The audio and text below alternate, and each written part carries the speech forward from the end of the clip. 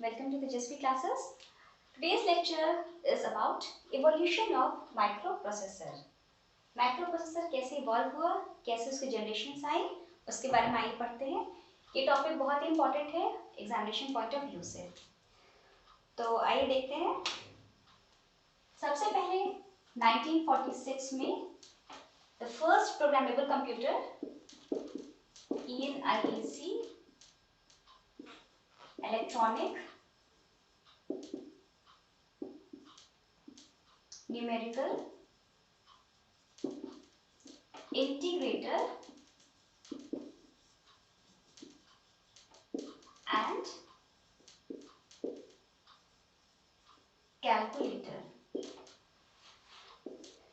In 1946, the first programmable computer ENIAC electronic numerical integrator and calculator, जिसकी full form ये थी, ये introduce हुआ था after a lot of inventions including Charles Babbage invention also. So this was preceded by a lot of invention और ये आया था first programmable computer था ये. It consisted of 17,000 of vacuum tubes. बहुत सारे वैक्यूम ट्यूब से बना था ये और it was quite cumbersome. बहुत ज़्यादा कॉम्प्लेक्स और थोड़ा दिक्कत पैदा करने वाला था because it required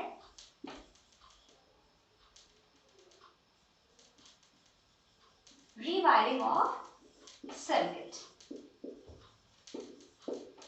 एक तो वैक्यूम ट्यूब यूज था इसमें. It requires a lot of maintenance because it has short lifespan. और ये बार-बार it required rewiring of circuit. और इसका वेट भी बहुत ज़्यादा था. इसका वेट था लगभग 30 टन के पास. So it was quite heavy. तो इसको रिप्लेस किया गया in 1948 when transistor came. 1948 में ट्रांजिस्टर आया तो काफी हद तक चेंजेस आए.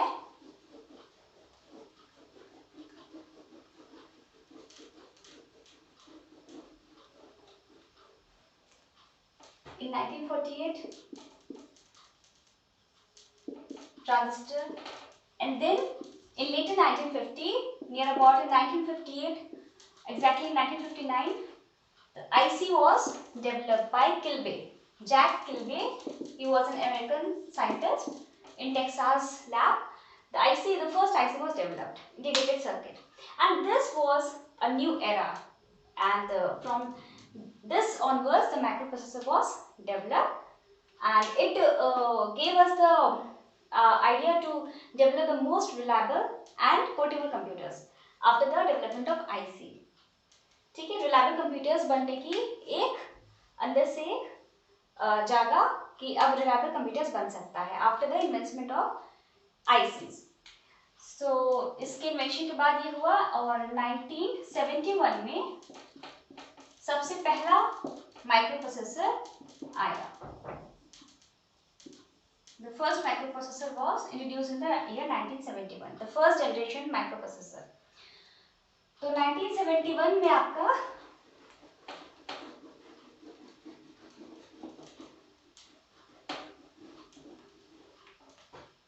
फर्स्ट जनरेशन माइक्रोप्रोसेसर आया था. ईयर था आपका ईयर नेम ट्रांजिस्टर्स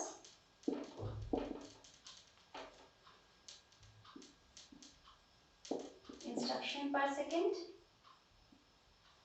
ठीक है, क्लॉक फ्रीक्वेंसीज. तो 1971 में आपका पहला माइक्रोप्रोसेसर आया. That was 4004 microprocessor. Okay, it used 2300 transistor use होते हैं इसमें. लगभग 60,000 इंस्ट्रक्शन पर सेकेंड ये एग्जीक्यूट करने की कैपेबल था. क्लॉक फ्रीक्वेंसी थी उसकी 740 किलोहर्ट्ज के आसपास की क्लॉक फ्रीक्वेंसी थी. ठीक है, और it was this microprocessor was based on PMOS technology. PMOS technology पे बेस्ड था ये, और इसकी मेमोरी एड्रेसिंग कैपेसिटी थी ऑफ 4 किलो बाइट की इसकी थी मेमोरी एड्रेसिंग कैपेसिटी। ठीक है,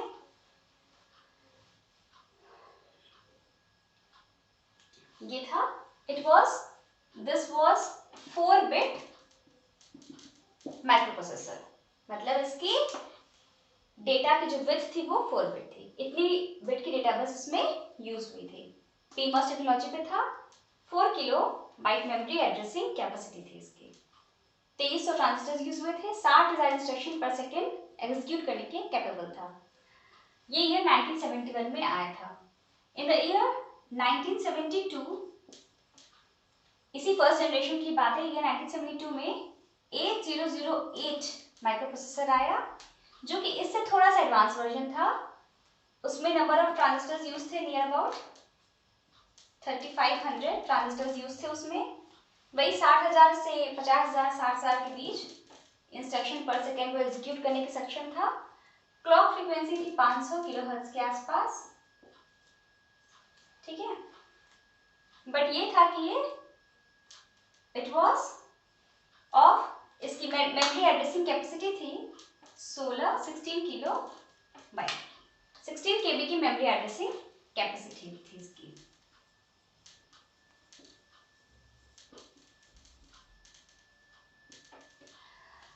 तो थोड़ा सा एडवांस वर्जन था इसका कि it was of 4-bit and it was of 8-bit। ये 8-bit का माइक्रोप्रोसेसर था, मतलब इसकी डेटा लाइंस जो थी वो 8-bit की थी। ठीक है, तो थोड़ा सा एडवांस वर्जन था, 4-bit का था, ये 8-bit का था। मेमोरी एड्रेसिंग कैपेसिटी बढ़ी थी, 4 थी तो इसमें जस्ट 4 टाइम्स थी, 16 थी, 16 KB, and transistors use were also increase, 2300 था, यहाँ पे 3500। ओके, थोड़ा सा एडवांस वर्जन था इसका। ये दोनों आए थे आपके फर्स्ट जनरेशन में। ओके, तो ये फर्स्ट जनरेशन था। सेकेंड जनरेशन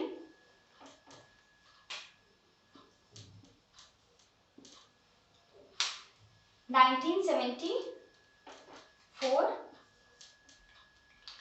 8080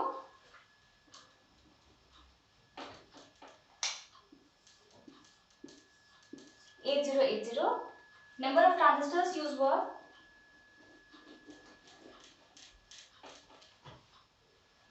6000 ट्रांजिस्टर्स यूज हुए थे। इंस्ट्रक्शंस पर सेकेंड क्लॉक फ्रीक्वेंसी थी इसकी 2 मेगाहर्ट्ज। इंस्ट्रक्शन पर सेकेंड इस 8008 से ये 10 टाइम्स फास्टर था। ठीक है, मतलब 8080 का इंस्ट्रक्शन सेट इससे ज्यादा पावरफुल था। इसकी मेमोरी एड्रेसिंग कैपेसिटी भी ज्यादा थी, 64 किलोबाइट थी, इसकी 16 थी, इसकी 64 किलोबाइट थी। PMOS की जगह NMOS टेक्नोलॉजी का यूज हुआ था and it was of 8-bit। ठीक है, तो काफी हद तक ये इसका एडवांस वर्जन था। ठीक है, इसका इंस्ट्रक्शन सेट पावरफुल था, मेमोरी एड्रेसिंग कैपेसिटी ज्यादा थी, कॉस्ट भी इससे थोड़ी एफिशिएंट था।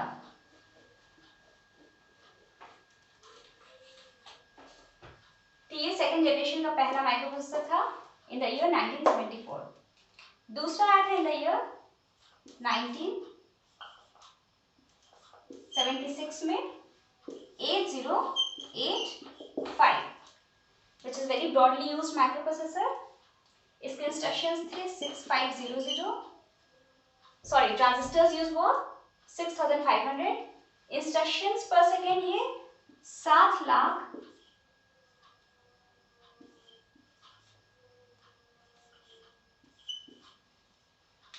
7,69,200 के आसपास ये इंस्ट्रक्शन पर सेकेंड एग्जीक्यूट करने की क्षमता रखता था। क्लॉक फ्रीक्वेंसी इसकी नियर अबाउट 3 मेगाहर्ट्ज थी।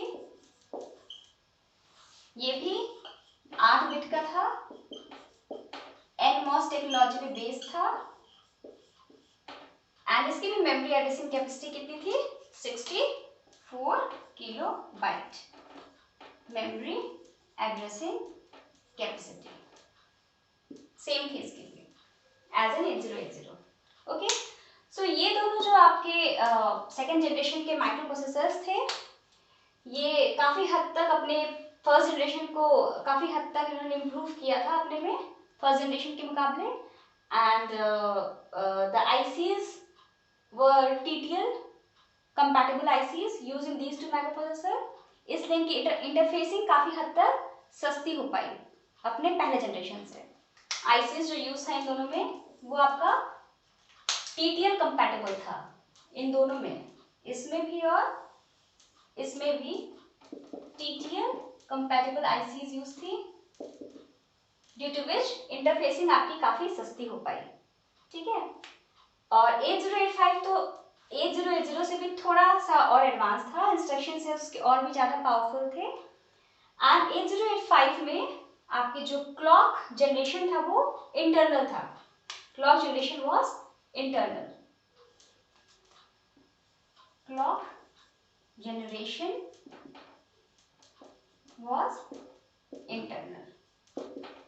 इंटरनली आप क्लॉक जनरेट कर सकते हैं, एक्सटर्नल क्लॉक पास देने की जरूरत नहीं थी 8085 में। तो ये सब कुछ फीचर्स थे। ये सारी जो आए थे 8080, 8085 और जो पहले 4004 आया था, ठीक है, ये सारे आपके जो थे ये सब इंटेल कंपनी के थे माइक्रो प्रोसेसर्स। ठीक है, सेकेंड जनरेशन में मोटोरोला ने भी अपना माइक्रो प्रोसेसर लाया था, दैट वाज MC6800 एंड 6801। ये मोटोरोला के सेकेंड जनरेशन के माइक्रो प्रोसेसर्स थे। ये सब जो है वो इंटेल के थे, 8080, 8085, all these were of Intel. Okay, तो ये आपका सेकेंड जनरेशन का माइक्रो प्रोसेसर था। नेक्स्ट आपका जो है वो है आपका थर्ड जनरेशन का माइक्रो प्रोसेसर। उसकी बिट कैपेसिटी थी 16 bit, means data bus was of 16 bit. तो ये सबसे पहला आपका आया था Intel 8086, Intel 8086 in the year 1978. Clock frequency was of 5 megahertz, 6 megahertz, near about, and instructions per second were 2.5 million instructions per second. Okay, तो आप देख रहे एडवांसमेंट कैसा हो रहा है। पहले लैक्स में था इंस्ट्रक्शन, 8085 में 7 लाख के आसपास पर सेकेंड, अब आ गया मिलियंस में, 2.5 मिलियंस इंस्ट्रक्शंस पर सेकेंड। क्लॉक फ्रीक्वेंसीज भी इंक्रीज की। 8086 में आपकी 16 बिट का इसका डेटा बस था, 16 bit data bus and 20 bit address bus. ठीक है, फिर आपका आया नेक्स्ट 8088 1979 में। इसकी भी क्लॉक फ्रीक्वेंसी 5 मेगाहर्ट्ज के आसपास थी एंड इंस्ट्रक्शंस पर 2.5 मिलियंस पर इंस्ट्रक्शंस पर सेकेंड। ठीक है, थर्ड जनरेशन के माइक्रो प्रोसेसर बेस्ड थे आपके HMOS टेक्नोलॉजी पे, HMOS टेक्नोलॉजी पे बेस्ड थे। ये सब इंटेल के थे, इंटेल। ठीक है, नेक्स्ट आया आपका 8086 और इसका advance version 80188 in the year 1982। ठीक है, इसकी क्लॉक फ्रीक्वेंसी 6 मेगाहर्ट्ज के आसपास थी। ठीक है, and 188 was advanced version of 80186. It had interrupt controller, clock generator, means it had many other properties also. It was an advanced version of 80186. Okay, system bus controller,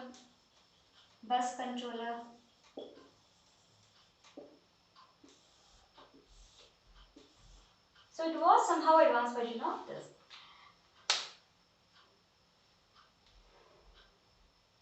Okay, one more came after 80186, 80286. It also came in the year, same year 1982. It was also of 6 to 8 megahertz, but its instruction per second capacity was 4 million instructions per second. It was about 4 million instructions per second. Okay, and 80286 had 16-bit data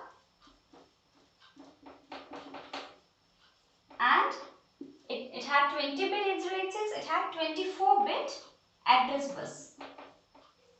Okay, 16-bit data bus as it is 16-bit microprocessor and 24-bit address bus.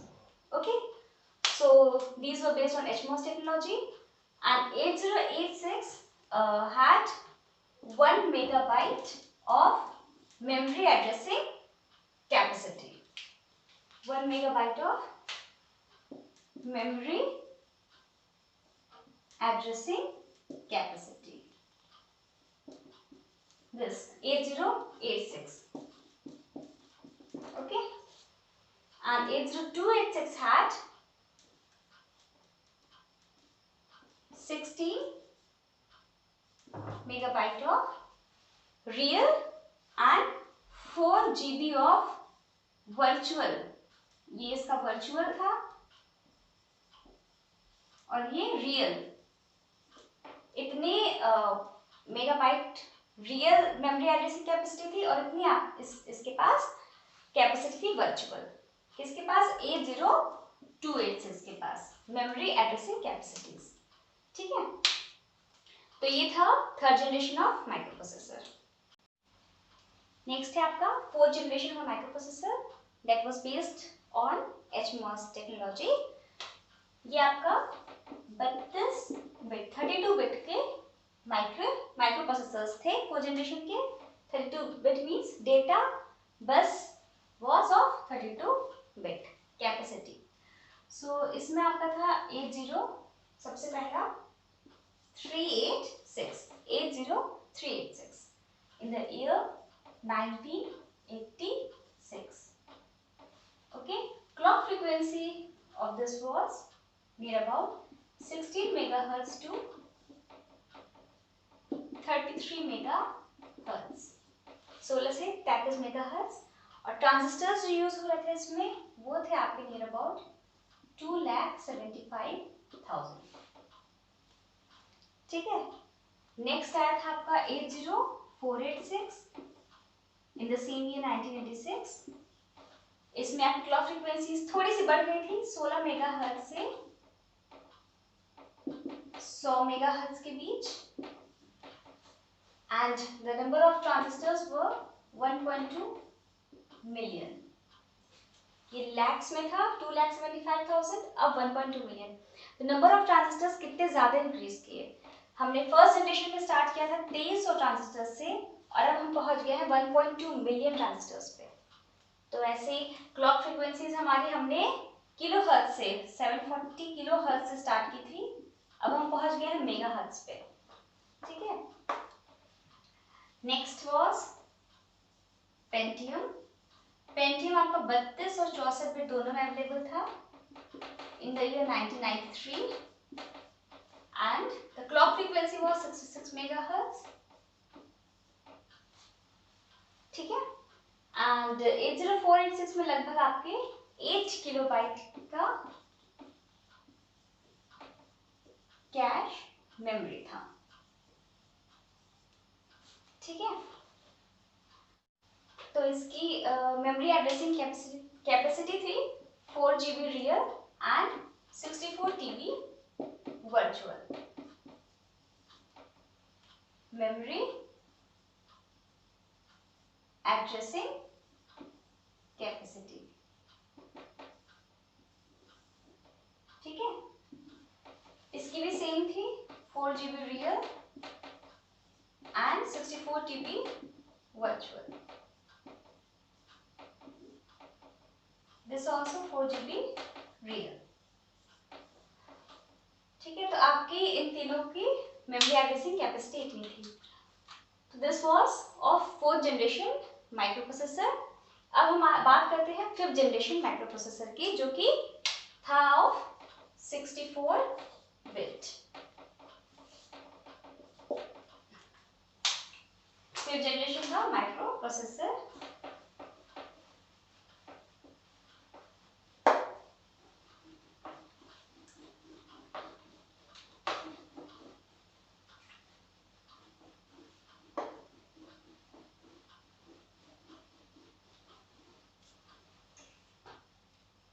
सबसे पहले था Intel core 2. This was in 2006 year launch हुआ था. इसका version था core 2 Duo, core 2 quad, core 2 extreme. ये सब इसके वर्जन्स थे. क्लॉक फ्रीक्वेंसी थी आपकी 1.2 से 3 गीगा हर्ट्ज. ठीक है. ट्रांजिस्टर्स आपके यूज में थे लगभग 291 मिलियन ट्रांजिस्टर्स. तो आपके कितना ज्यादा इंक्रीमेंट हो गया ट्रांजिस्टर्स में. इसमें यूज हुआ 291 million transistor in 5th generation. And clock frequencies kilo hertz से पहुंच गई. सबसे पहले किलो हर्ट्ज थी, अब पहुंच गई गीगा हर्ट्ज पे. नेक्स्ट आपका था i3, i5, i7. इस बारे में सब जानते ही होंगे. ये आया था 2007, 2009 और 2010 में. i3 in 2007, i5 in 9 and i7 in 2010. इसी फ्रीक्वेंसीज थी आपकी 2.2 से 3. लगभग 3.3 गीगाहर्ट्ज, 2.4 से 3.6 गीगाहर्ट्ज, 2.9 से 3.3 गीगाहर्ट्ज. लगभग ये आपकी क्लॉक फ्रीक्वेंसीज थी. तो यहाँ पे एंड होता है आपका 5 जनरेशंस के आपके माइक्रोप्रोसेसर्स. तो देखा हमने कैसे कैसे एडवांसमेंट हुआ, कैसे कैसे 4 बिट का आया और हम आज 64 बिट पे पहुंच गए. अब तो और भी हम आगे जा रहे हैं 128 बिट पे. तो ऐसे ऐसे एडवांसमेंट हुआ है माइक्रोप्रोसेसर का. अब देखिए हमने देखा था 8085 आया. ठीक है. फिर 8086 आया. ठीक है. फिर 80186 आया. इससे पहले 4004 था. तो कैसे कैसे अब 8085 में आपका एक सीपीयू था. 8086 में एक सीपीयू को ही हम 2 पार्ट में डिवाइड किए थे. One was bus interface unit, the other was execution unit to make the processing fast. तो इस तरीके से हमने, और इस 8086 में हमने मेमोरी को सेगमेंट में बांटा भी था. Segmentation of memory. कई सेगमेंट रजिस्टर्स में यूज हुए थे. प्रोसेसिंग को फास्ट करने के लिए, मेमोरी को बेटर ऑर्गेनाइज करने के लिए हमने क्या क्या एनहांसमेंट किया अपने नेक्स्ट माइक्रोप्रोसेसर्स में, हमने देखा अपने पूरे इवोल्यूशन ऑफ माइक्रोप्रोसेसर में. So I hope this was helpful and interesting topic for you guys. Thank you for watching Tejasvi classes. Stay tuned.